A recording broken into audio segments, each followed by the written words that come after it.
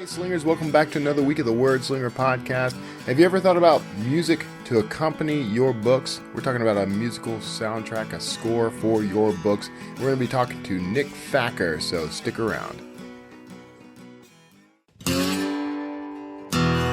It's the Wordslinger podcast, where story matters. Build your brand, write your book, redefine who you are. It's all about the story here. What's yours? Now, here's the guy who invented pants optional, Kevin Tomlinson, the Wordslinger.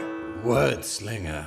Well, I am Kevin Tomlinson, the Wordslinger. Thanks so much for swinging back around, checking in with me. I hope you have enjoyed your week. It is Friday where I am. It may be Friday where you are, depending on when you're tuning into this.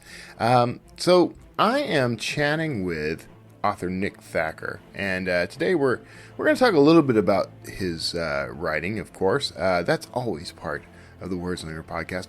But Nick's doing something kind of cool. He's started a little side business called Sonata and Scribe, and if you've been listening to the show for about the past year, there's been a little ad for Sonata and Scribe after the guest interview segment.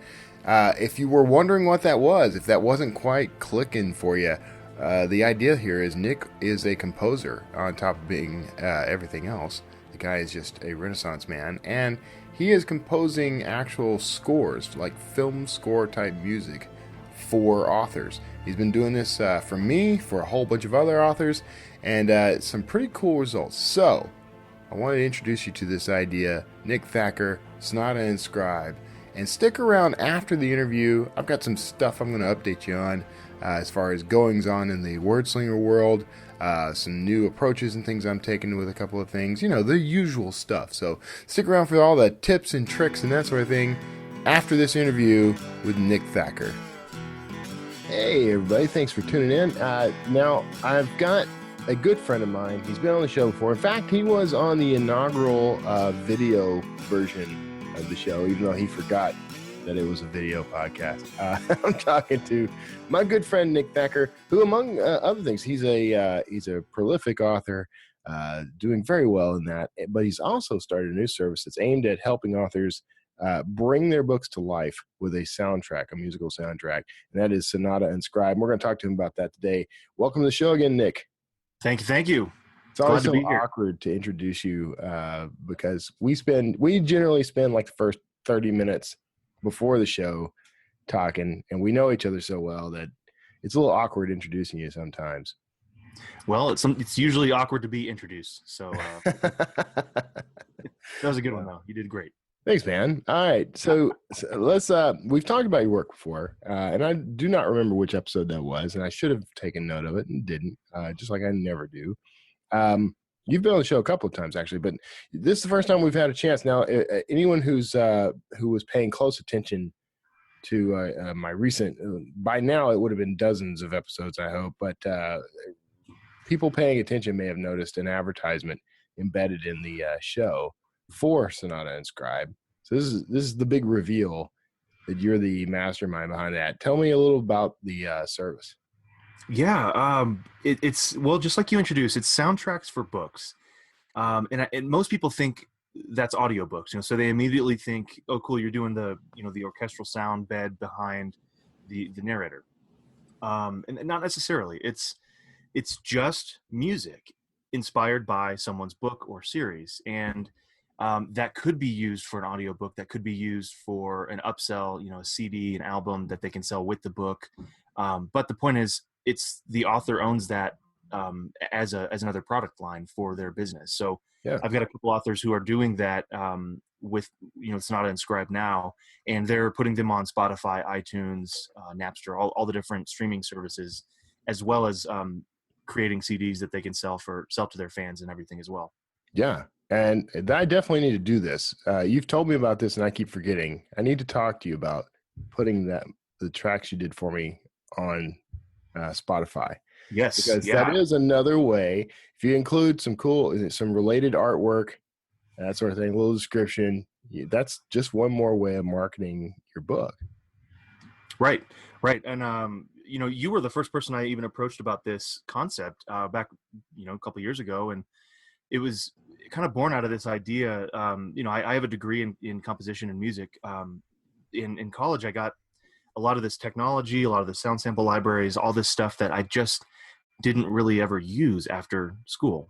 Yeah. And so I think we were brainstorming about something at one point, and I said, you know what, it'd be really fun to just make a soundtrack or make a song that is inspired by, book character. And Right. of course, your guy, Dan Kotler. And so I pitched it to you. You were, all gung ho about it. And I still owe you that whole album, but I've done a couple little tracks here and there for you as kind of. Yeah. I don't push. Well, the other guys are paying me a little more, so That's true. Yeah, I know. They're paying you more. I mean, they're not cheaping out on you and giving you free advertising or anything. No, they would never do that. They would never do that. No, but it's so. And no, I've been I tease, but I mean the stuff you've done for me has been pretty incredible, and I know the value of this stuff, so I don't. That's why I don't push. Sure. But the what's interesting about it, I mean, well, first of all, you're not reading the books to get an idea of this, are you? Are you? I am actually. Yeah, that's kind of for me. That was sort of it was so. What am I trying to say? A critical critical aspect. Crucial and critical. Crucial. We're gonna mash those together. Crucial aspect of starting this whole thing was what I do when I pitch an author. This whole idea is I go through what I'm going to do, and that starts with the idea of knowing their characters, their settings, their themes. Hopefully, not as deeply as the author would, of course, but like their biggest fan would. Yeah. Because the way that I compose this stuff is using a technique called leitmotif, and it's what John Williams does. There's the Luke and Leia theme from Star Wars. There's Darth Vader's theme. Indiana Jones has his own theme. So there's this recurring motive that goes through a soundtrack, a film score, and different characters come and go, and we know that character is going to come on screen because we hear it, ominous in the background, for example. Mm-hmm. So I wanted to create that with the characters in a book because they are every bit as fleshed out and dynamic as someone in a movie. And so in order to do that and to do it well, I have to read the book. I have to know inherently who that character is, what they're like, what they would sound like if they were music. And then I do what I call discovery composition, where I sit down at a piano or a guitar and I just kind of bang out some ideas, some themes. There's no orchestration. It just strips back all the effects. It's just me and a piano, and I'm playing a little bit and trying to capture that feel for that character or that setting or whatever it is.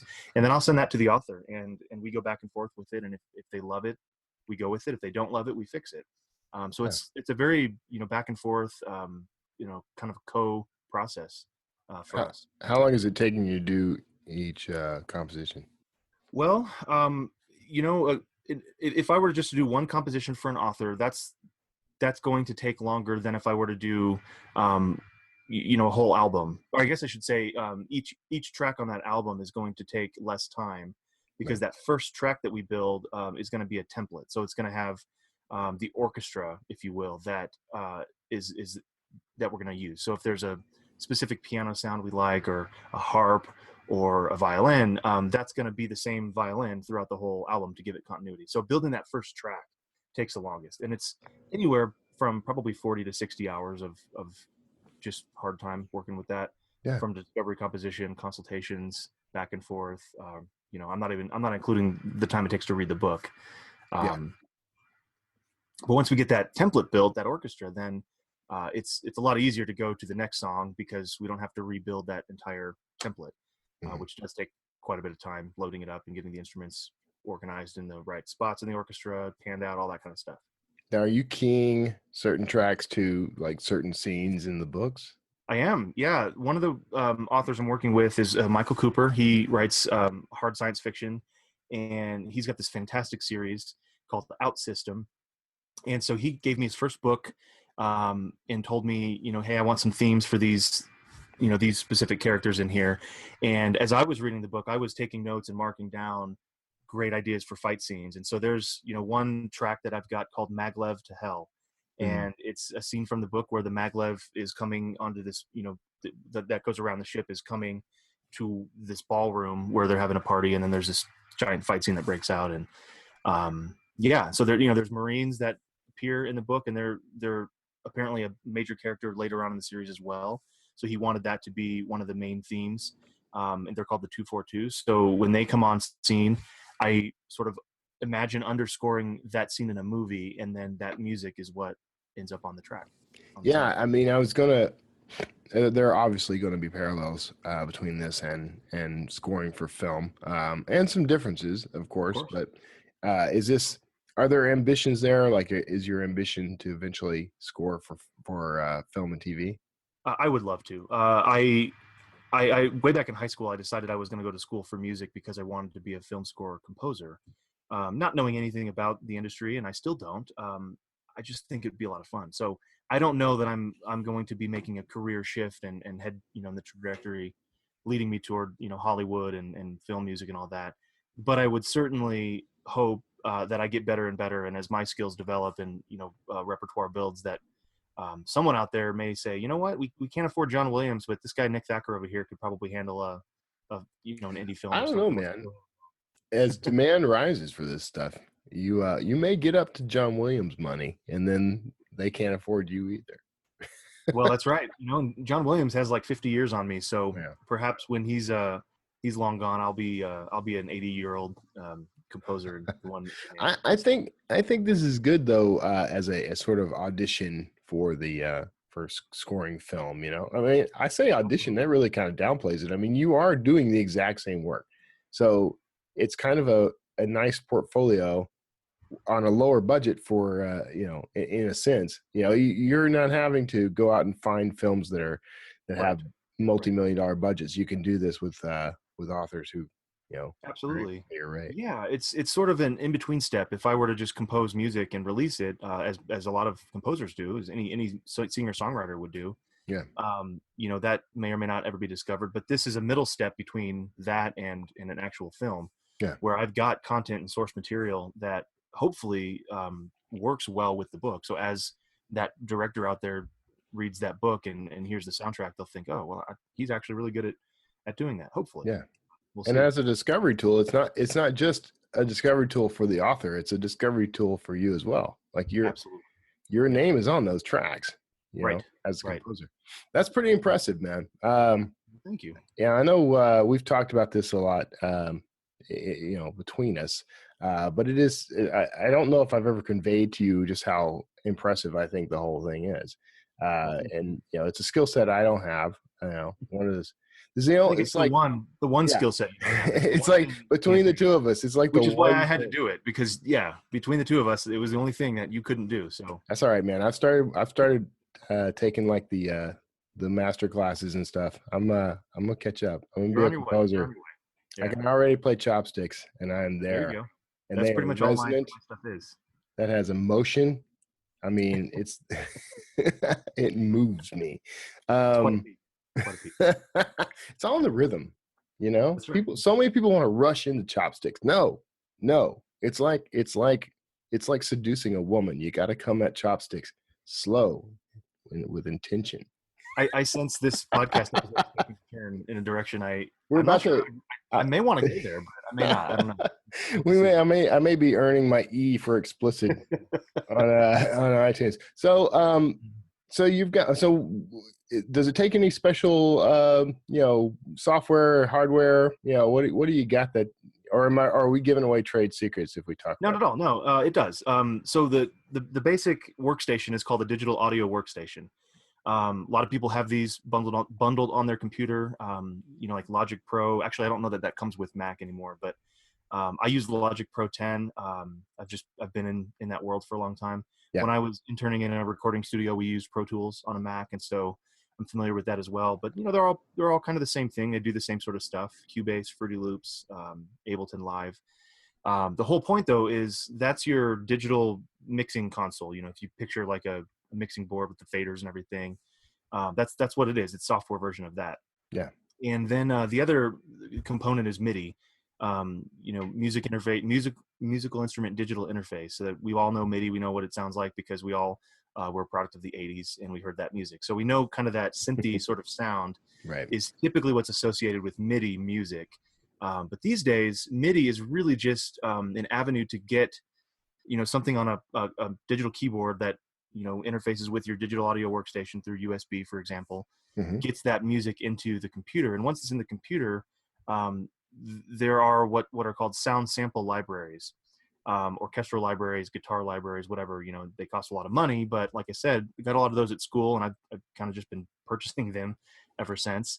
And so you have these real recordings of instruments playing every single note in every single key, all the way up and down different, styles and different ways of playing. Violin, you get staccato, spiccato, marcato, all these different bowings and things. You can imagine what an immense effort it takes to record those. And then they have different mic positions even. They've got a Decca tree set up in the back, or a really close mic on the violin. And so you can mix all these things and get the actual violin sound that you want. And the best part is it's played by a real person, just one note at a time. And so the way that these libraries are programmed makes it possible to actually play a keyboard that sounds exactly like a real violin, because it's real violin samples being played. Yeah. It's phenomenal stuff. I don't take any credit for building any of that stuff, of course. What I do is I just take the products of all those libraries and then mix and match them together until you have a whole orchestra sound. Yeah. And then throw a guitar on top of it, or drums. I mean, you can do it with any instrument you want. Mouth harp, anything. Yeah. That's cool, man. I'm looking for a banjo rendition of They've got banjo, yeah. Thriller soundtrack. We'll have to do that. I know, man. I've kind of played around with these sound libraries. I'm one of those people that collects that stuff anyway. I don't know how to use all of it, but I want it because I can play around with it, maybe experiment and learn something. But I've been the same way. I've collected that stuff for so many years, and I knew a little bit about how to use it, but most of my training was in composition and something like Finale, where I'm actually writing notes on staff paper, and so I didn't really know what to do with all this, but I had it, and I was always just living in perpetual frustration that I wasn't taking advantage of it. So that's where this whole Sonata and Scribe idea came from. I thought, instead of having this just be a hobby, what if I actually launch something that sort of forces me to learn how to do this and get good enough at it that I can sell it to people? Yeah, because that's another way you and I are alike, is that if we want to learn something, we build a business around it. Exactly. I was painting a room today, and I was thinking, I wonder if I could charge people to paint their offices. Waste this energy and skill set on something. Yeah, that's like me in the RV, man. I go and I spent all day Saturday repairing a bunch of stuff in the RV. We're fixing the refrigerator, the windshield wipers. There was a bunch of little things that all went wrong at one time. And by the time I'm done, I'm like, I could repair people's RVs, or better yet, I'll just build RVs. I'll build better RVs. So yeah. So I'm guessing the next Kotler book is going to be a little bit late to market. Yeah. It's already a little late to market because of the moving and transitioning, but that's right. You guys move every other weekend too. Every couple of weeks we pick up house and move. What you should do is get some kind of house that just moves with you, so that you wouldn't. Oh, never mind. You already have one. You still like to move. I thought it was going to be the end of it. I really did. I thought, all right, how much better can it get? We live in a house that can change addresses. Right. That's when I really needed the soundtrack, brother. Because then I could have that cranking while we go down the road, and all this inspiration that comes in, it would have a soundtrack. Yeah. That's kind of what we want to do with this whole thing, man. It's maybe the author themselves get inspired by the music, and then that changes how they write the next book in the series. Yeah. Sky's the limit, man. It's just. I know plenty of authors who write to a specific soundtrack anyway. Some people play any kind of music or a certain type of music, but there are some people who have a soundtrack that they play over and over again. Most of my books end up, I start by like Pandora. I use Spotify, something like that. A radio station around Hans Zimmer or John Williams or Harry Potter soundtrack or whatever the specific thing may be. And then by the middle of the book, I've sort of honed that playlist down to 5 or 10 specific songs that sound like that book.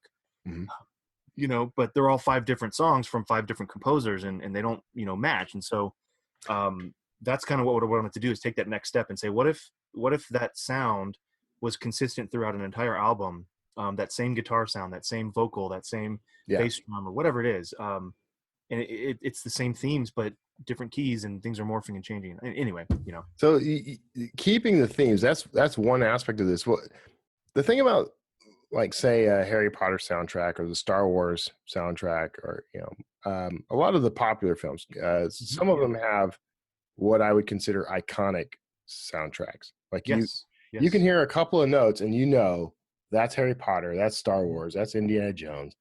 And that's not true of every film soundtrack. I mean, there are plenty of themes that don't stick with you like that aren't recognizable like that.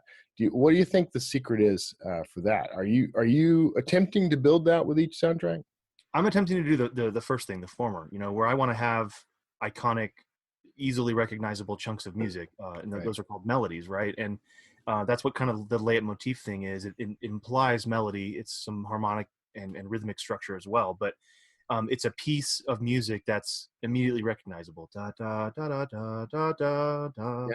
Harry Potter, right? We know what that's 7-8 notes, but we know exactly what it is. I want to do that. The challenge is I don't have a movie playing where I can get away with just doing long extended periods of orchestra chords. If I do that in a soundtrack for an author, they listen to that and it's 4 minutes of just barely moving orchestral beds. Right. It gets a little boring really quickly. So what I have to do is take that Harry Potter theme, for example, and morph it and work it and change it and keep it going, and then move it back to and modulate and all these different things, and make it last 4 minutes for one track. And then I have to do that same thing 12 times for all the tracks in the album. So it becomes a pretty big chore, honestly, because it's composing symphonic material in a sense, where you've got a theme, you recapitulate the theme, then you have a different movement of that theme, maybe in 3/4 or 6/8, and then and then back to the original statement of the theme, over and over and over and over again. And I don't have the luxury of underscoring a dialogue scene where there's two people talking on camera, and all I need in the background is something going hum, right? Yeah. So anyway, so there's some little issues like that I didn't realize I would run into. I'm hoping that I'm solving them well. I like what I've come up with, and there's certainly ways I can, give some more space between some of those leitmotif elements so that it does give it some breadth and some openness. But I certainly don't want to just put down, a chord or two and make that last for 4 minutes, because that's not really going to be something people want to listen to. Yeah. Yeah. So what about ownership? Like, do you retain any part of this person's intellectual property, or is it your intellectual property and they're getting to use it? How does it work on that end? So I'm not licensing. What I am doing, though, with the first two authors, is I just wrote this. They're paying me up front, and I gave them the music. They own it outright. Mm-hmm. They don't have to even put Sonata and Scribe on it when they release it. They don't have to give me any credit for it. They are, just because they're cool, but they don't have to. And I told them that. That's not how I want the business to run long term. That was just more of a sales pitch to get off the ground. These two guys that I'm talking about, Michael Anderle and Michael Cooper, are pretty well-known authors in the indie community. And so my goal was, by having these guys on board, I would benefit from their success in the indie space. They know some pretty big name authors as well. Going forward, what I want to do is set up a structure just like any music publishing company does with its authors, through ASCAP, BMI, SASAC, these performing rights organizations. We'll set up some structure so that, like with your soundtrack, for example, what we could do is, you own it, you can do whatever you want with it, you can sell it however you want, but when you stream it or when you make a sale or something, there's a 50-50 royalty split, for example. So I would get that back. That's all negotiable, of course, because I still, again, there's a lot of expense and time and energy that I have to put in up front. So I usually will still want to get paid a lump sum before or after, or the middle, whatever, so that 50-50 split can go maybe 60-40 in favor of the author or whatever. But that's all negotiable. But yeah, going forward, there definitely will be some sort of licensing arrangement with the author, so that they know, hey, I'm not going to ever tell you can't sell this. I just want you to pay the royalties to the composer, to the artist that this track was created by. Yeah, yeah. I could see that as a great way to offset the overhead of it too, for the author at least. Exactly. Being able to kind of recoup that investment, Mm-hmm. Yep. That's The the goal. kind I of, always. Oh, sorry. I was going to say I always pitch it to them as, look, this isn't something where it's most likely you're going to make a bunch of money back. Mhm. This isn't like releasing a new book and you're going to have a ton of sales. This is sort of a slow, long-term, long tail arrangement where, you may make the money back that you spent, but it's really more about, it's almost a vanity play in some ways, right? It's a soundtrack for your book. That's just really yeah, cool. yeah. But I that do being see said, it. these guys are sales masters, and so they're Yeah. they're selling their albums, and they'll probably make a ton of money doing it. I mean, I do see it though as really a potential additional revenue stream. Like you can, maybe it's not going to make a ton, but even if it brought a trickle, let's just say it brought $10 a month. Right. I mean, that's $10 you didn't have, and you'll eventually over vast amounts of time, you would eventually cover the entire overhead of the song of the Exactly. track. Yeah, it's So just a matter yeah, of time. Yeah.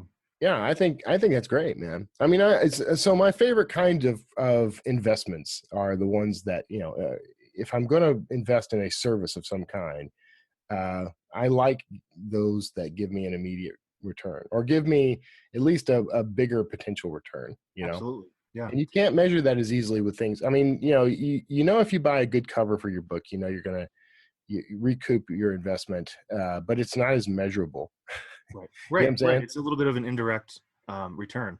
Right. With something like this, I mean, it's an actual tangible product. I mean, it's digital, it lives in your computer, but it doesn't have to be. You can print CDs with it. You can print 8 tracks if that's your jam. Yeah. Whatever you want to do, and then you can sell those and make money doing it. I And missed the that's 8 track. going to live forever. All right. You're so venerable. Must we work this into every single interview? Must the word venerable be applied to me in every single interview? It must. All right. Yeah. No, that's exactly right. I think the idea of you're investing, not just, it's not you call it out as kind of a vanity thing. I don't think that's quite right, man. I don't think that does it justice. I mean, in part it is. In part it's like buying a poster of your book cover. It's just a memento or something for you. But this has a great deal of reach beyond that because of services like Spotify and iHeartRadio, and these services are out there that allow you to put these tracks and an entire album out there, and you can get paid per play, or you can actually sell an entire album, put it on iTunes, and sell it there as well. I mean, so you got now something you can market to your readers, put it in every book, mention it, expand your experience. That's exactly how I approach it. But then you got the sort of stumble upon traffic, discoverability goes up. Yep. I love it. That's the kind of a perfect product, really. Well, thanks, and I agree with you. It's certainly not just a vanity play. I said that mostly because it's not a cheap thing. It's not like as inexpensive as buying a poster. Yeah. Or having a cover created for your book. I mean, we're talking thousands of dollars here for a full album, because that's just what it costs. I mean, it's expensive. I had to, obviously, the training aside, I had to put a lot of time and effort into getting everything right. Right. And it's still, ongoing with both these guys. Even though one of them's mostly done, we're still going back and forth about tweaks and changes and things like that. But anyway, so this isn't something that the brand new one book under their belt author is going to probably want to do. I want them to do it because I make money doing it, of course, but it's really not best for them because they don't have that audience built up where they could make a return by selling it to their fans. So in that case, it would be more of a vanity play. But you're absolutely right. For authors that are a little more established, that've got some fan base that just want a little bit more out of that universe, this is brilliant because they can give that to them in an easily digestible chunk of music that they can take everywhere and listen or read and listen or just read and think about the music and come back to it later, whatever, Yeah. No, I think this is something that once you've got a platform, it's an essential to add to your arsenal, just like an audiobook, just like different versions of your book. In a sense, this is a musical version of your book. Absolutely. That's what I'm Yeah. trying to accomplish there. These are your That's characters. This is what they sound like. If they were on the big silver screen, this is what they would have underscored behind them. Next, we got to get somebody who comes along and says, I'm starting a business, making movies out of your books." Those already exist. It's just really, really hard to get them to pay attention to us. Yeah, exactly. Yeah, that industry. So that's cool, man. So what are sort of the plans going forward? What do you got in mind? Like, Well, what's the future of this look like? I started this whole thing as an idea. Like I said, it was a glorified hobby. I wanted to feel better about wasting time learning this kind of composition. Mhm. And so I feel pretty good about this now. I feel like this is something authors want, Yeah. even if they're not at the point where they could afford it right now. This is something that's on their radar. I'm the only one doing it. I think that's kind of neat. There's a first to market thing. Mhm. But quite honestly, my goal isn't to, blow this up into some massive marketplace like Audiobook Creation Exchange, or I have some ideas that it might be fun to bring on some other composers, and we can do more albums at once than just one or two or three. But for me, I'm solidly committed to being an author first. Right. That's what's given me the ability to go full time. That's what I want to do, and so that's where my main focus is going to be. So, that said, I want to continue to do this. I want to work with authors and make soundtracks come to life, because it's just it's just a blast. It's just super fun. Yeah. But I'll probably keep it at this point, low key enough so that I'm only, working with maybe one or two authors at once, or Yeah. actively working on one, composition at once. Yeah. Um, That's kind of like me in the book descriptions. Yeah, exactly. It's same Yeah. thing with book descriptions. It's not not really related to your fiction writing directly, and so it's a Right. completely different switch of headspace for you. Just do kind of a referral only. You know, Yeah.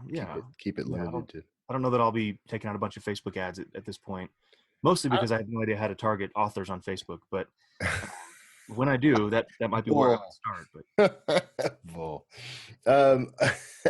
So okay, you brought it back around to authors. So what about your books, man? Are you still keeping up? You still doing? Is writing books still a big important thing to Nick Thacker? it's the most important thing for sure when it comes to my professional life. I am definitely not keeping up, though. I had plans on releasing somewhere around 3 or 4 books by now this year, and I've released a whole 0. Yeah. One, if you can consider the one that I wrote in October and re-released, I guess that's one. But I was in Hawaii for 6 months. I was working with a friend at his church part-time, just helping out with some music stuff. And of course, the Sonata Inscribed thing blew up, and then we were in Hawaii, so I wasn't going to just waste that opportunity to go to the beach, Right. And drink beer on the sand.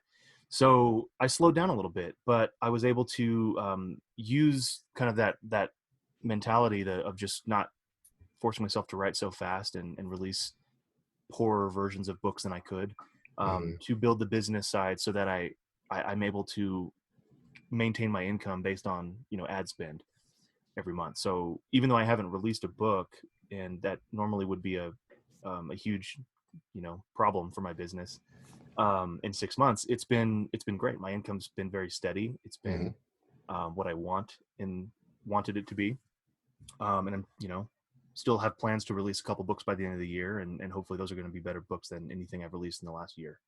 Yeah, man. Here's hoping. It'll go that way. It'll go that way. We're in the same boat. I didn't get to go to Hawaii, but we're in the same boat as far as delays and things got put off. And everything I'm doing, I love. There's not a single thing I'm doing that I said, I wish I didn't have to do this. I wish this wasn't how I would spend all my days. Yeah. I am literally living the dream. The dream that I had for myself, that my family had, was, what if we didn't have to be in a specific place because of work, in a specific, job, right, going 9 to 5. And I loved my job that I had at the church, but it's something, it's pretty cool to be able to move around the world and live wherever we want to, based on writing books and doing jobs here and there. I mean, you've got, let's just face it, we're pretty blessed all around. You and I do tend to complain to each other about, these little niggling little things that come up, and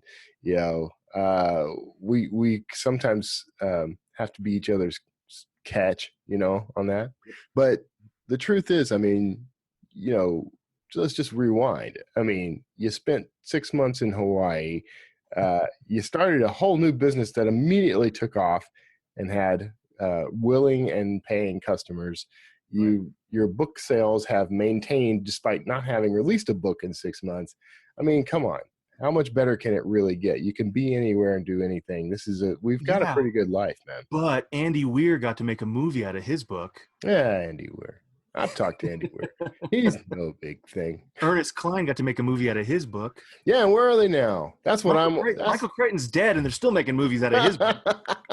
That dude gets a new series on TV like every week. Like, where are they coming? You How can't are you keep doing publishing posthumous stuff because he's not writing anything else. They've got him. They have Michael Crichton hooked up to like some sort of automatic writing machine, and his spirit is just cranking out more scripts. I'll tell you what, man. We just saw Jurassic World, the new one, and it was really good. And I thought, was it? Yeah, it was great. I was like, I want to make that. I want that to be my franchise, right? Like, if I'm dead and gone, I want people to make movies after books that I wrote a long time ago. Yeah. I've been holding off on Jurassic World too. I don't know. I don't know. Something about I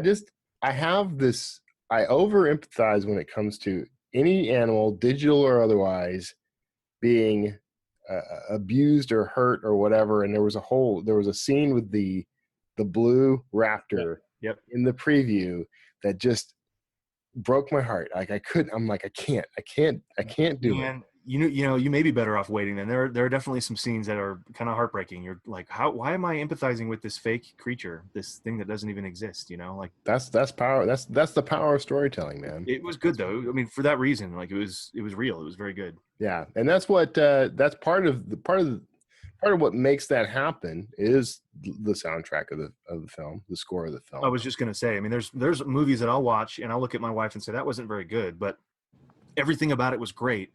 It just wasn't scored very well, and if it was changed, it would be a box office success. I don't think anyone else ever notices that or says that, or if they notice it, they don't say anything. There's never any reviewers who say, well, if the soundtrack was better, this movie would have been perfect. Mm-hmm. But I think it's so much more powerful than we give it credit for. Yeah. See, that's Pirates of the Caribbean. It's the soundtrack, and of course, Johnny Depp's character. That's the entire movie. But they punctuate everything Johnny Depp does in those films with that score. Exactly. Like every movie makes has a piano tink or some odd little sound accompanying, and I think it's interesting. What you mentioned there is kind of the curse of anybody who does something works in production in some way. Authors notice flaws in books easier than most people. Sure. Filmmakers notice flaws in editing and the cut and lighting and that sort of thing. Musicians are going to notice flaws in the music. It just comes down. It does. We should probably be aware that our specialization causes us to see things that way. Sure, that's a good point. Because other people may not see it that way. So. That's true. That's absolutely true. I've always watched movies and just put a lot more emphasis on the music than I think the movie maker intended. It's invisible to me. Yeah. The music is most of the time completely invisible to me. Yes. Because I'm not a musician. So Right. It pains me to even say that, man. I have to be the best at all the things. A little piece of me died inside when you said that. I know. I just lost half the people who ever thought I was worth anything.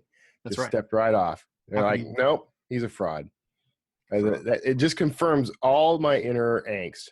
Kevin is a fraud. That's right. Can't take you seriously now. No, I know. I might as well be wearing an arrow through my head and a big red nose. That's right. Okay, that's cool, man. I'm glad we caught up on your on the writing, on the music. What about podcasting, man? Whatever happened? Didn't you used to have a show at some point? Yeah, it seems like you'd remember it a little bit better. I think you were involved with. Yeah, you were actually. You were like one of the guys that co-hosted it. So I always feel bad. I only take 1/3 of the blame for that. Yeah. No, I take 2/3 of the blame for that. I definitely I take 3/3 of the blame. It was my fault. I kept having kids basically. Yeah, And you kept having kids. I kept having kids. I kept selling homes and moving into new Kept moving into apartments. new ones, even though you already have a house on wheels. I liked the podcast, but what I liked about it was talking to you guys and just having a weekly, discussion and chat and, making fun of each other, whatever it was. Yeah. And so for me, it was a huge, not huge, but it was more of a production burden than I wanted or needed at that point. Yeah. To get the thing produced and released and kept up with and promoted and all that. And so I just kind of shuttered it because, it was, I wanted the discussion part without the stress of it has to be at this time, this hour, and this format. And, besides that, I got to the point where I didn't feel like I was contributing anything anymore to the indie space. That'll change. And I think that's kind of already changed because I'm in a different place in my author career that I think I could contribute again. But I just felt like I was regurgitating the same stuff I'd already said 1,000 times. Yeah.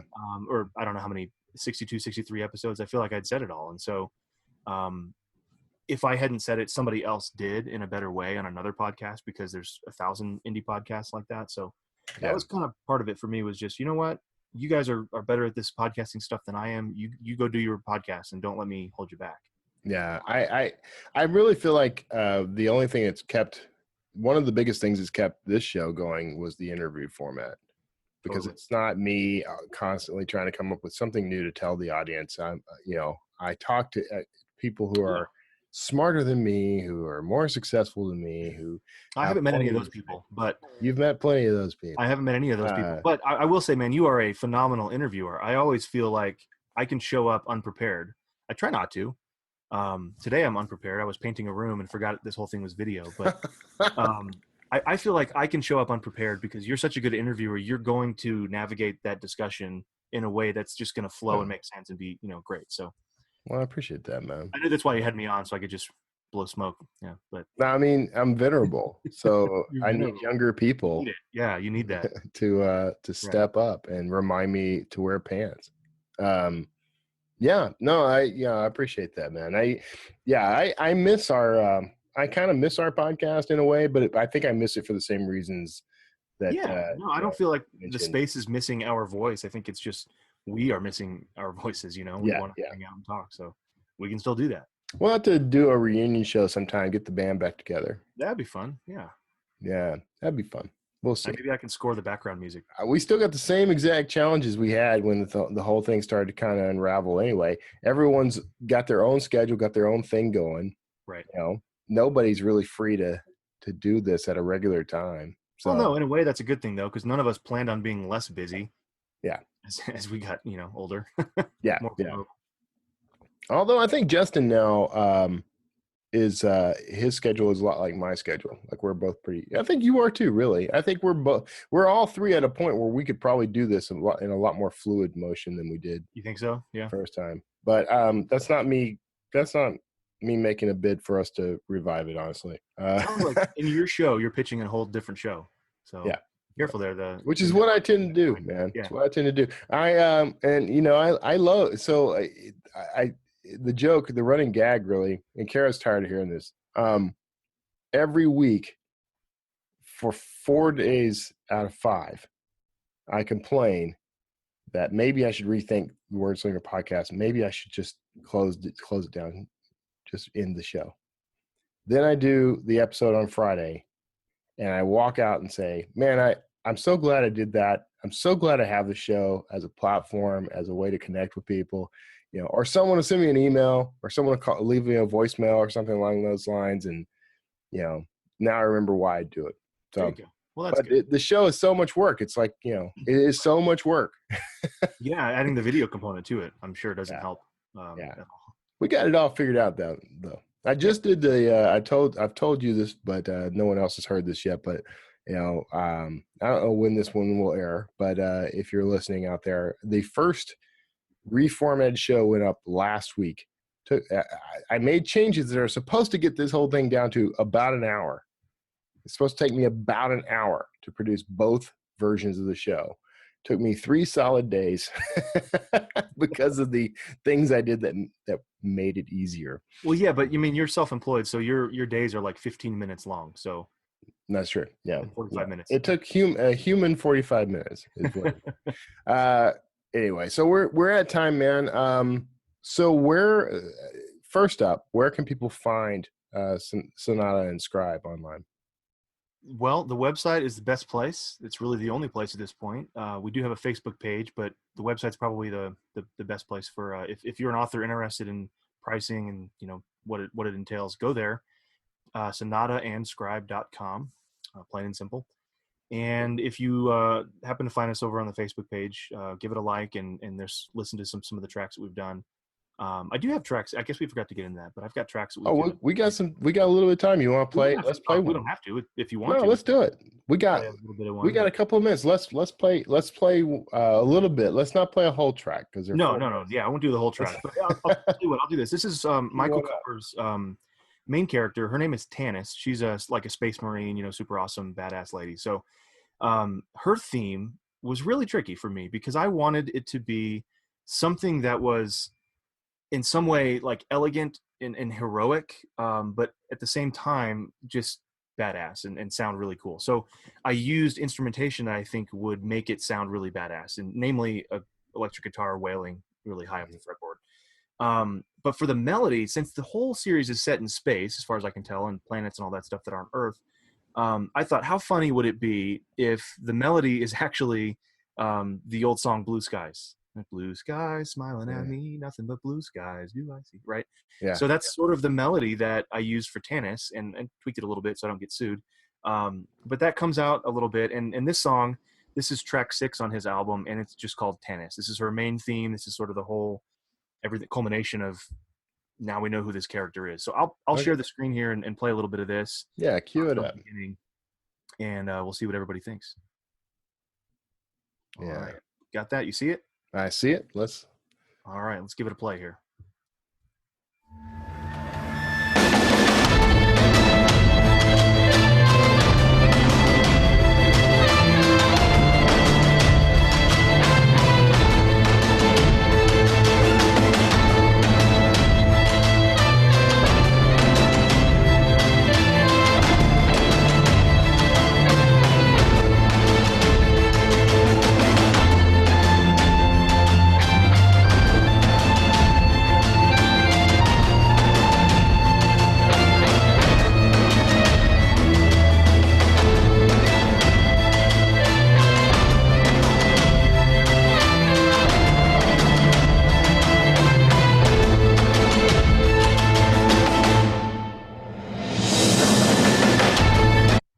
Oh man, we're gonna learn how to fade it out, but yeah. I was going to, and then I thought, no, I want to just keep going. Yeah. 4 minutes. No, I'm just kidding. I don't have a way to fade it out. That's fine. That's fine. That's pretty sweet. Yeah, that was really good, man. But I almost wish you hadn't told me in advance that it was the Blue Skies, thing, because as soon as it kicked in, I'm like, oh yeah, I absolutely hear that. Yeah, it's not. I made a joke about getting sued. I mean, it's not at all close enough to the original that I would be in any danger of that. And of course, the harmonic content and structure is all completely different. But yeah, that's what music is, right? It's not like something that can be created that's completely original. Even the Schoenbergs of the world that are doing the 12-tone stuff. I mean, all that is just. It's all the same Western music, the 24 enharmonic notes that we've got already. And so, right. I think that's almost like an homage, really, rather than stealing. We've all heard the quote, "Great artists, good artists borrow, great artists steal," something like that. Yeah. And again, it was never my intention to steal someone's melody. It was really just, this fits. This is great for who Tanis is. And the fact that it sounds like this thing out there that we've heard, just makes her more recognizable to us. Yeah. No, I dig it. I mean, I think it's well done. I don't know enough about composition and music theory to give it a full critique, but give me a week and I'll be able to do that. Keep in that Udemy course and you'll be on track. I'm doing, man. $10. They have that course for $10. I'm in. How to be Nick Thacker for $10. How to be. Funny is, I'm not even the guy that made that course. It's just weird. You should tell. I know. It was just so random. All right. Okay, man.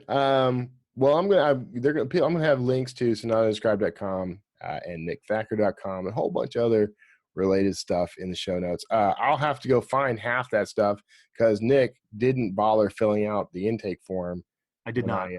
I did not bother at all. I thought I could This bother. is but the downside. I don't like to be bothered, so I'm not going to do that. This is the downside to interviewing people you know well. Is they're like, oh, he knows all this shit. Oh, I'm sorry. Yeah, I knew. There's my E. I got my E for the. Why don't you just copy paste the previous show notes from when you and I talked and just add some Sonata? Whole new system, man. It's a whole new system now. I'm doing everything in Trello now. I have to go back and find all the old show notes and import them into here in order to do stuff like that. Wow, it sounds like a huge pain in the ass. I'm so sorry you have to deal with that. It is a huge pain, but for you, anything for you. All right. That's kind of what I figured you'd say. I figured you'd do it anyway. All right. Well, look, thank you so much for being on, man. Now you hang out. Nick and I are going to hang out. Everybody watching and listening. You are right now probably hearing that groovy theme music, so you may dance in place as well. And on the other side of this break, you're going to get industry news, all kinds of stuff you're going to find fascinating and useful, including probably an ad for Sonata Inscribe. I'm just saying. It's probably out. Hopefully. All right. We'll see y'all just after this break, and otherwise next time. Hear your book the way it was meant to be heard. With a fully custom soundtrack based on your material. An album of music that perfectly fits your characters, your settings. Hear your book today. SonataInscribe.com. Well, I hope you enjoyed that interview with Nick Thacker. It's always good to talk to Nick. Nick, I give Nick a lot of credit for getting me into the part of the business that I'm enjoying most, which is writing archaeological thrillers. If not for Nick, I don't think I would have ever tried that. But now, I'm up 7 books in this series. As a matter of fact, the newest book, The God Extinction, is available for pre-order right now on Amazon. The best way to find it is to go to bookstoread.com/God Extinction, one word, all lowercase. I don't think the case matters actually, but give that a shot if you're into thrillers, if you're into archaeological thrillers, Dan Brown type stuff. Steve Barry, who's been on the show and will be on the show again. He's got I got an interview coming up with him in the next few weeks. You may not see it in the next few weeks. I'm talking to him in the next few weeks, but go check out his previous interview. But check out God Extinction. Let me know what you think. It is on pre-order, so you're going to have to wait till March 22nd to get it. But right now, you get it for $2.99 instead of $4.99. And I do raise the price the day after the book launches, which brings me to some of my... this is the part of the show, if you haven't figured this out by now, the format has changed slightly from earlier versions of the show. Here's what the new format is all about. I like to give you the interview and get you into that as quickly as possible. And then this is where I will fill you in on the things that are going on in the Wordslinger world. Talk about conferences, talk about technique, talk about marketing, anything that I'm doing that I think might be useful to you. I just got back, by the way, from the San Francisco Writers Conference in, of all places, San Francisco. They may throw that somewhere else next year. Who knows? But I really enjoyed it. Now, here's what's rough. Now, I want to be completely open and honest about the experiences I'm having as I'm out there. Now, I attended this conference on behalf of Draft Digital, of course. But the great thing for me is I get to double dip. So Draft Digital is covering my travel expenses, hotel and all that for attending these conferences. I do some speaking engagements and panels and things. But I also get to attend all these panels myself. I get to absorb all this information just like any of the other attending authors would. And these have been really good for me. If you're not doing conferences, I would recommend you start. If they're prohibitively expensive for you, I get it. You might want to start putting aside a budget to attend conferences to see if you can find one near you. There's usually one in every major city at some point. Start getting online, Googling conferences and cities that you know you can get to. and start going to some of these. They're incredibly valuable, and I never used to quite believe that until I started going regularly. And where they're valuable is, it's less about, so you make a lot of connections at these things, which is good. You learn a lot from the panels and that sort of thing. It really is more about the connections. It's more about connecting with other authors. If you are looking for a traditional path, it's a chance to connect with agents and editors and publishers. You can meet industry folks like me and Dan Wood were at San Francisco. There was also, representatives from Publish, sorry, from Smashwords, from several other vendors were there. So vendors and services. So you get to learn about new services in the industry that might be helpful to you. And you also get to gather a bunch of materials that could be useful to you. But it's also just good for inspiring you to get energized and get some momentum going. Momentum, by the way, is I think that's more or less becoming my word of the year.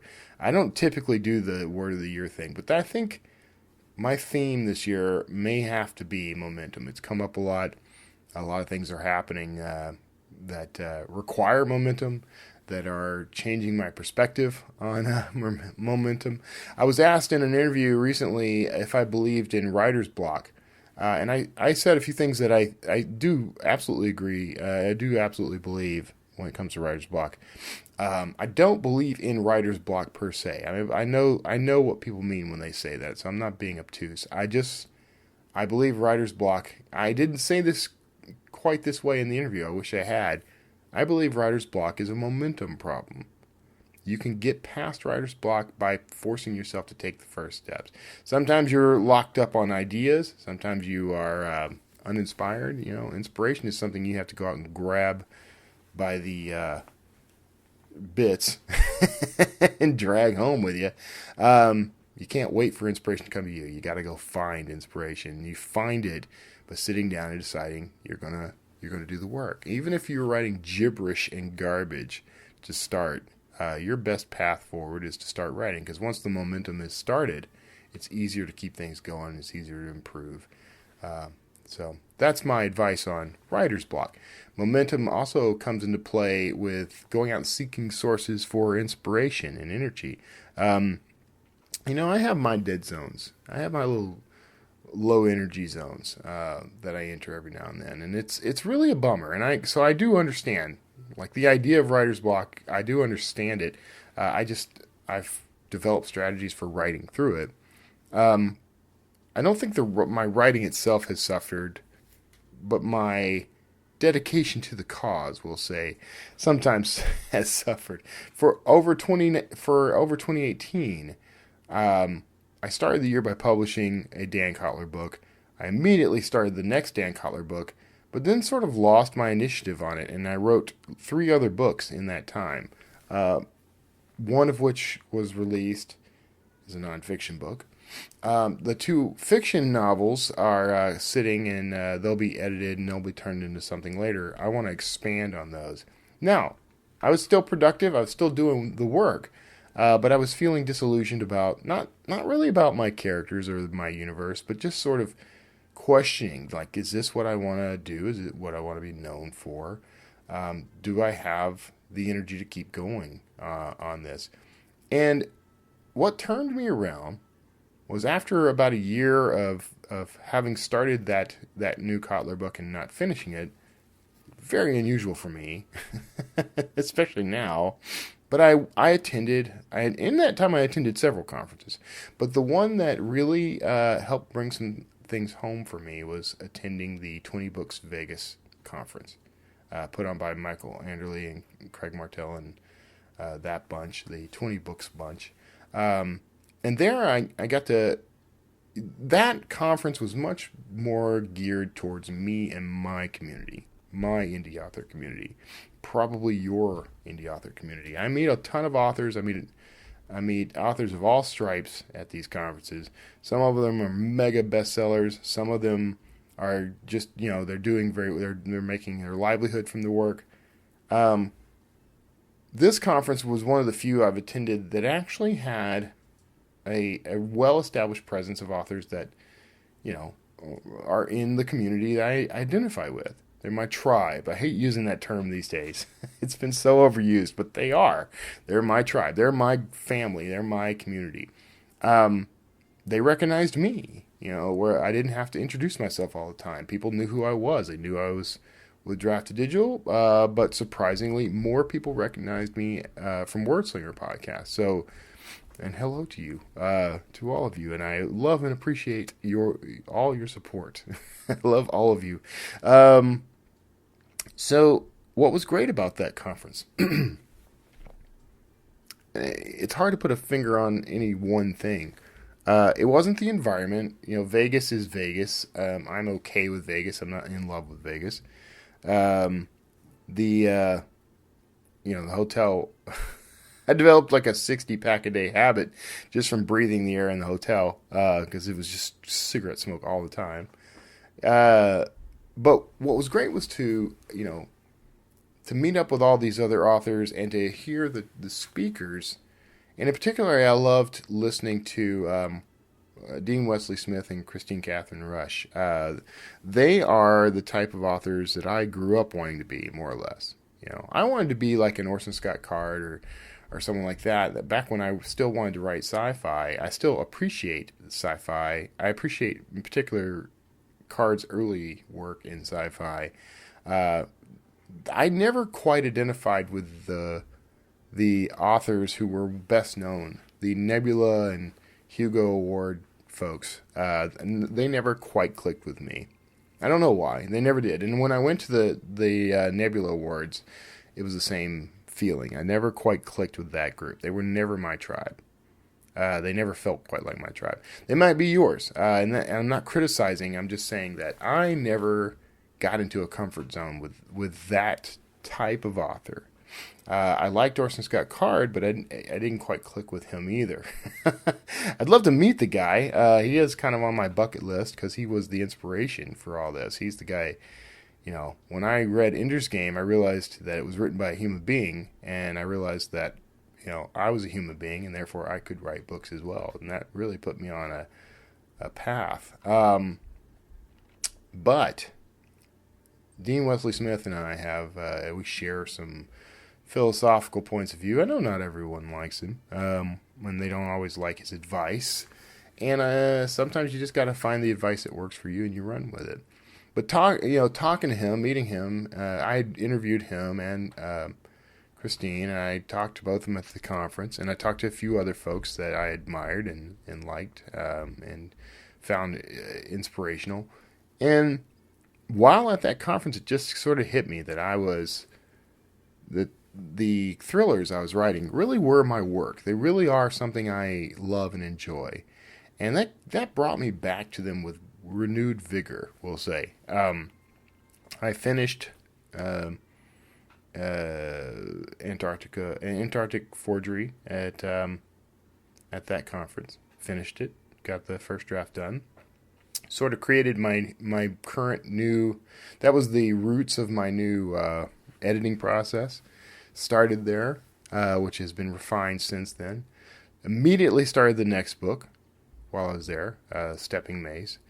And that's the way that happened. And, that was now 4 books ago. I'm working on a 5th one. So I have 7 books in the series. When I got to Vegas, I only had 3. 3? Yeah, 3. 4. I had 4. So I've written 3 since then. I've got a 4th, an 8th book, I will say, in progress. And the new book, the 7th book, is, I think, really good. I mean, they're all really good. They're getting better, too. So the point of all this is the conferences can be a great source of a renewal of energy for you and momentum. Get in, meet people, talk and discuss. Get so excited about the ideas you're having while you're at these conferences that you end up skipping panels so that you can go back to your hotel room and write. Get up early and knock out a chapter before you go hobnob with people. Spend the time. You spent money to be there, so go meet with everyone you can. Spend as much time as you can. As they like to say, you can sleep next week. But go and experience this because it is energizing. It is very beneficial. I did not get to go to the final Smarter Artist Summit, unfortunately. I had a little snafu at the airport. I was telling people I was illegally detained. I still feel that way.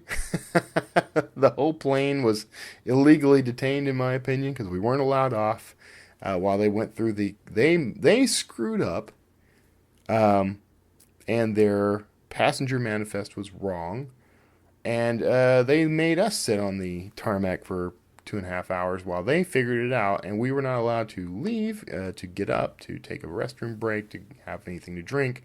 And meanwhile, they hung out in the front, gabbing at each other and laughing and cutting up and drinking their sodas and basically just screwing us over.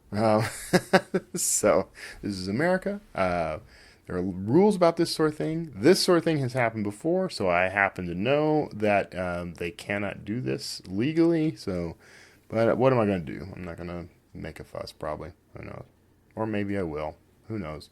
Anyway, that's a whole other thing. And I'm over it. It took me a couple of days to kind of recover, but I'm over it. And it really does make a day long, by the way, when, because between that and delays and other issues, it's like a 3.5-hour flight stretched into a 12-hour day somehow. And that just should never happen. All right, so all that's going on. I hope you are intrigued by Nick Thacker's Sonata Inscribed thing. Go and check that out. sonatainscribed.com. He's building a soundtrack for me as well, and it's evolving. I really enjoy it. I mean, I really think it's awesome. Assets like that can be pretty cool. I tried to talk to Joanna Penn about this idea, and I think she was locked in on. I'm trying to recall exactly what she said. We were at Nink. I told her about this idea. In her opinion, nobody does this. Nobody's going to listen to your track while they're reading. That's just not going to happen. That's where she was locked in, and I was trying to explain and getting nowhere that it's not about reading alongside this soundtrack, this score. It's not about that. It's actually about using the score as yet another marketing tool. So what happens here is Nick will help you do this. You can put these tracks on Spotify with your book cover, a special cover. You're going to want it to look like a CD cover or whatever. And notes about where the track's from, notes about the composer, notes about the author. You've got all this opportunity to get that out there. And people who enjoy film scores may come across it, and then that can lead to discovering your work. You can also use that music for any promotional pieces you do in video. So you can take that track and cut it alongside. Maybe you are, advertising your book. You could do a book trailer. I haven't seen that used effectively, really, but they're out there. They do exist. Some people swear by them. If you did a quick ad on Facebook or elsewhere, a video ad, which are very effective, you can have some music to cut in alongside that and build some drama into it. So there's a lot of ways to use this, and most of them are aimed more at attracting readers than at accompanying the book as you read. So I feel a little bad that I wasn't able to convey that, but Joanna's great, and she was busy and quite distracted.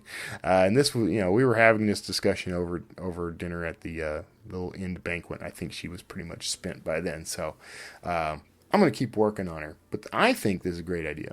I think it is a great tool. If you can afford to have these tracks made, then I think you should go ahead and reach out and do that. because it's an asset that you can get a lot of use out of. I love investing in assets that I can repurpose and reuse. That's always been one of my methods. And speaking of methods, so I've been kicking around strategies for launches. I want to share some of this with you. I'm still kind of figuring a few things out on my own. I've always had certain launch strategies, but I'm in an era of refining, rediscovering, rethinking, and refining. So what I've been doing is using pre-orders. Now, right now, my Dan Kotler books are exclusive to Amazon. That will change. My plan, unless I decided to take a new tack, the strategy right now is to write 12 books in Dan Kotler's world, and once I have 12, start releasing those at the rate of maybe a book a month wide, and basically doing a whole new launch. So I'm going to try to put the book on pre-order at all the other storefronts, same way I do for Amazon. Push it out to my mailing list, which is largely Amazon, but some do complain that they wish they could get it on other readers. That's a good problem to have. Do cross promotions with other authors, and bill this as the first time anywhere other than Amazon. Right? The first time on Barnes & Noble, the first time on Apple iBooks, and the first time on Kobo, and just really push that button. Really push it out there. Do some advertising if I need to. I generally these days try to avoid advertising books to sell. I try to use advertising to build my mailing list, and that's been very effective for me. So it's a strategy I highly recommend, because my mailing list has carried me through. It has brought me more sales than advertising ever did. So my launch strategy right now is, once the book is finished, and I mean I've got the manuscript is completed, first thing I do is send it to my street team. And my street team helped me to read and edit, fix things that I may have missed in my edit sessions. So I think I've talked about this before, but my process for editing now is I write a scene. The next day, I export that scene as a Word document from Scrivener. I go through and do my rewrites. I read and edit that scene by hand, manually. Then I run spelling and grammar check from Word, correct what I find, save that, import it into Grammarly, use Grammarly's assistant to help me find things I may have missed. I end up skipping a lot of Grammarly's suggestions because it's not always right. So you want to make sure you're using this editing tool, your brain, as much as you are software. But once I've got that done, I export that and it attaches .edited to it. And I take that back into Scrivener and I delete the original scene. Okay. I probably didn't have to go back through all that again. You've probably heard this before. But that's how I edit as I go. And then once I've got the final final document finished, I spit it out as a Word document. Actually now I discovered I can import or export the entire manuscript directly from Scrivener to Vellum, which is what I use for my layout. But if you're using something else like Draft to Digital's conversion tool and their layout templates, or one of the others, I won't mention. There's one that's very popular that I think is an awful piece of software that no one should use. So I won't mention it, but you may be using it. But whatever you're doing to do your layout, you can just spit it out as Word if you need to do that. Once I've got the thing in Vellum and I get all the pieces in place, I generate all my files. I take those to BookFunnel, and then I give my street team a link to download the book in any format they choose, so that they can help me find any additional typos or gaffes, mix-ups. I used the wrong spelling for a name, or I mentioned so and so in chapter 3 and they disappeared. Whatever. And then I have my typo reporter on my website, a very cool tool I built that lets the readers drop in what they find typo-wise. any edits that they find, and then I get a spreadsheet of all that, and I can go through and make all my edits at one time. So, very tight process. It's getting tighter as I go. Once I've got the thing is aimed at the street team, though, I go ahead and make my announcements to my list for the pre-order. I set up the pre-order. I like to discount the book to $2.99 from my typical $4.99. I am considering raising my standard prices. I've talked to some folks who are doing well with $6.99. I'm willing to make another $2. And so once it's up for pre-order, I start pinging my list about once a week. But I don't just spam them with, hey, go pre-order. I try to give them content that they appreciate and enjoy, and then I work the pre-order mention into that content. So I'll write a short essay about something I've researched for a book, and and then I'll say, by the way, I got a new book on pre-order, and you can get it here for $2.99, and it goes up to $4.99 the day after it releases. So if you haven't already, go check it out. I'm seeing a lot of traffic on that, and I have a big list. I've got around 35,000 to 40,000 people on my mailing list, so that does help. Engagement is pretty good with that list as well. But I'm seeing a lot of most of my sales come from pinging that list. Others might come from a little bit of social media push, some word of mouth, some organic traffic from Amazon. But largely, I can pretty well correlate the click-through from my emails to sales well enough to know that it's working. So if you've had any question about whether or not to build a mailing list, I encourage you to do so. It is going to always be your best marketing tool.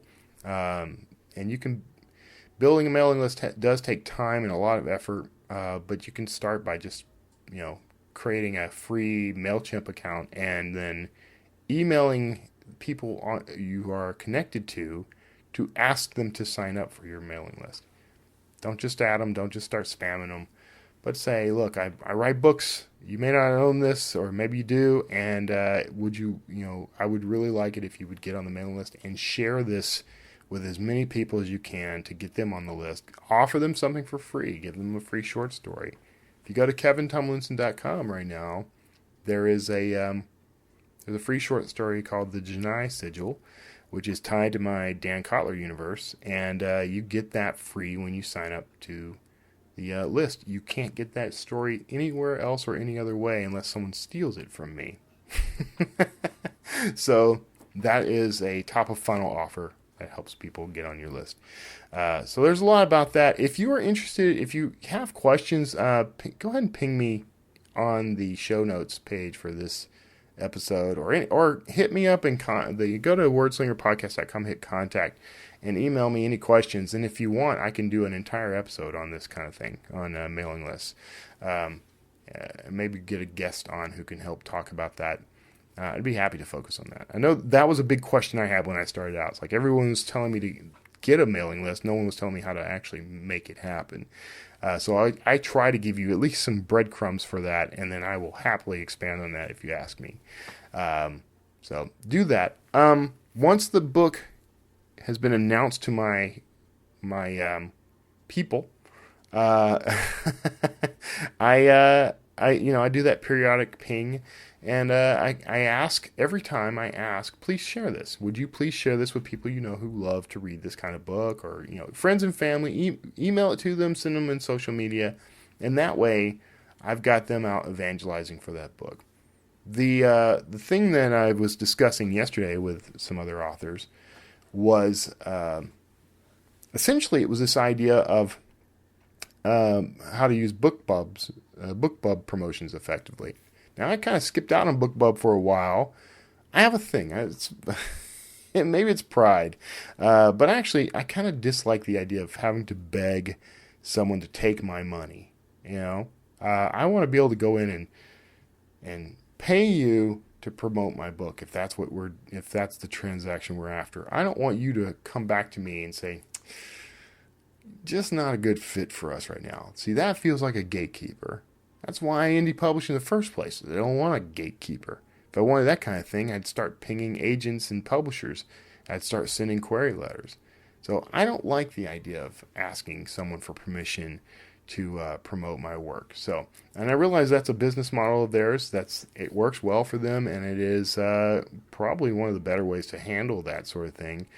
But it's still, that's my thing. You may feel different, but I do use BookBub. I'm in for one now, and they may not approve this one, but I kind of figure they will. They've I've had pretty good luck with them in the past. But the way I've been asking around, and I've heard some strategies. But what I'm going to do, and I stole part of this from Nick Thacker. I'm always stealing from Nick Thacker. When I get this, when the next BookBub I get, and I've done this in the past too, but I do the free BookBub. I like to do this cheaper list, cheaper reach, and what I do is I set the price to go free on the day of the BookBub. The day after the BookBub, I have the price go to 99 cents. I haven't done this part yet, but I'm planning to start using the Kindle Countdown deals, which does make it tricky because I know that sometimes people get screwed over by this. So it does make it tricky, but I thought I'll do a Kindle Countdown and set the price for 0 to start, and then have it increment up to 99 cents right away, and then increment up from there over a week or a 7-day period, and back to full price. So the reason I'm doing this is you get the initial bunch of folks who come in for the free book, and that's the promotion. The problem I always have with that is you get a lot of folks who are just about the free books. They don't give a crap about you as an author. They're never going to become a lead, and never going to join your mailing list. They're never going to buy another book from you. They're never going to buy a book. So I'm willing to give X number of copies away for free in the interest of getting the book up higher in its sales ranking, basically, or charting it high for the free list. I've been number one on that free list a number of times. But then, by switching the price immediately afterward, there's a little bit of component of greed here, I will admit. I like to make money. But by switching to a price, and especially a reasonable price immediately after, what you end up with is the people who come in for the free book fall off. The people who come in because they're interested stick around. Most people are going to be willing to go ahead and pay 99 cents for a book. So they go ahead and pop 99 cents. Talking with an author, one of the authors in a group I'm involved in, he said, on day 2, he got 7,000 downloads of his book. Let's just assume that only half those people would have paid 99 cents for it. That's $3,500 that day. So I am okay with that. And when those people buy, you go up on a whole other list, and you start ranking in your categories, and you start ranking in the overall store. So this strategy has its drawbacks and has its challenges and its risks, but I think it's probably a better strategy overall. And I like the countdown deal aspect because I can step up the price over time. And basically, it's like qualifying those, quote, leads over a span of time. So the people who buy later in the game are actually higher qualified leads. Because they're coming in for the right reasons. They're coming in because they like that idea. They want to read more. They're intrigued by the book. And they're willing to pay for it. Those are qualified leads. So when you hear that term bandied about, that's one of the things. Now, it's difficult because usually when you say qualified lead, it means you have some way to reach that group later. They are leads in that they are purchasing and interested in my work, and I have calls to action in the back of each of my books to try to nurture them onto my mailing list. And if they're truly there because they like the story and they like my writing, there's a good chance they'll get on that list to get the free short story. So that is that's the basic strategy that I'm kicking around. I've done it in the past without the countdown deal. Just set the prices manually. Had calendar reminders to remind me to up the price, and I did a pretty big solid leap between 99 cents and full price within like a week, and enjoyed quite a profitable month. So something to be said for that. Anyway, you may have a different strategy. You may have heard different strategies. You may know something about this that makes this an alarming proposal. So if you do, let me know. I every now and then I pitch ideas like this thinking I've got it all figured out, and someone comes along and says, yeah, you didn't think about the fact that BookBub will hire an assassin to come after you. Or something similar. That's probably never going to happen, but there are other risks. You don't want to piss off the services that you rely on, for example. I don't rely on BookBub, so if something I do violates their terms of service and they get mad at me and never give me another, it's not going to hurt my feelings too much, and I can probably resolve it. And I know all those folks, so I can probably fix it. So I have a little bit of a mitigated risk. Anyway, those are some of the strategies launch-wise. That's not necessarily a launch strategy. It would be very difficult, although I think they will promote pre-ordered books. I have not tried that yet, actually. Other things that I'm experimenting with on the discovery side, Readsy has announced their discovery tool. And let me see if I can find the URL for you. If you can go to, it's readsy.com/discovery. It's a $50 process. You submit your book to be reviewed. I haven't quite got this figured out yet, but the way I'm understanding it, you put your book in for their reviewers for $50, and then it can be reviewed by their audience, and that helps with discoverability. $50 is a low risk, so I'm trying it out. And we'll see what happens. We'll see how it goes. I will report back to you. One of the frustrations for me is that I had to set a release date for the book in the future instead of right now. So I have to wait another 6 days before the book is available. But I'm okay with that. So we'll see how that goes, and I will let you know. I put Stepping Maze in. $50 investment is I think going to be worthwhile. Love Readsy almost as much as I love Draft to Digital, and the good guys. Ricardo Fayette has been on this show. If you haven't heard that episode, go look that up. Good guys, great tools. Almost an end-to-end service for authors. I mean, they're missing distribution. I'm kind of hoping they don't do that. We'd rather partner with you, Ricardo. Ricardo's going to be on the show again, too, to talk about this very service. And I may bump that up in the schedule a little. But other than that, we've reached the end. I've probably gone over my intended timeline, but I'm glad you stuck it out with me. I hope you got something useful out of both the interview with Nick Thacker and my rambling diatribe here at the end. If you are getting something useful, let me know. The best way to let me know is to go onto iTunes and review the show. Leave a review for the Wordslinger podcast. Just go into iTunes and search Wordslinger podcast, and then there are little prompts on there that you should be able to find a way to leave a review there. That helps a lot. It helps people find me and find the show, and hopefully learn from the show, and share it with your friends. Go out and tell people on social media all about Wordslinger Podcast. Give them a link to wordslingerpodcast.com. Tell them to tune in. Tell them what you're getting. But I'd love it if you would email me or something, ping me on social media, leave something in the show notes, the comments on the show notes on this episode, and just tell me what you're getting out of it. Tell me what you're enjoying, what you wish I would do, whatever you want. But it helps me a lot. It's more than just ego. It actually helps me justify the amount of time and effort and energy that I put into these episodes each week. You can also support the show on Patreon. I don't push that enough. I probably should push it more, but there is a link to Patreon at the top of wordslingerpodcast.com. Click on that, and you can throw $1 or $2 my way each month.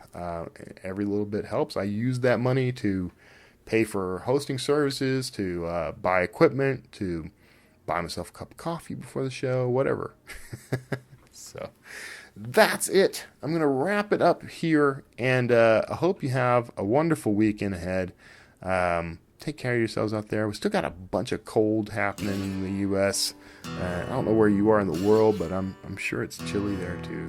But take care of yourselves. God bless each and every one of you. I'll see you all next time. Hey, thanks for tuning in to the Wordslinger Podcast. Now, you can support this show by visiting wordslingerpodcast.com. That's where you're going to find back episodes, books by me, and links to anything and everything Wordslinger. And be sure to subscribe to this show on iTunes, Stitcher, YouTube, and anywhere else fine podcasts are sold. I'm Kevin Tomlinson. Thanks for tuning in, and we'll see you next time.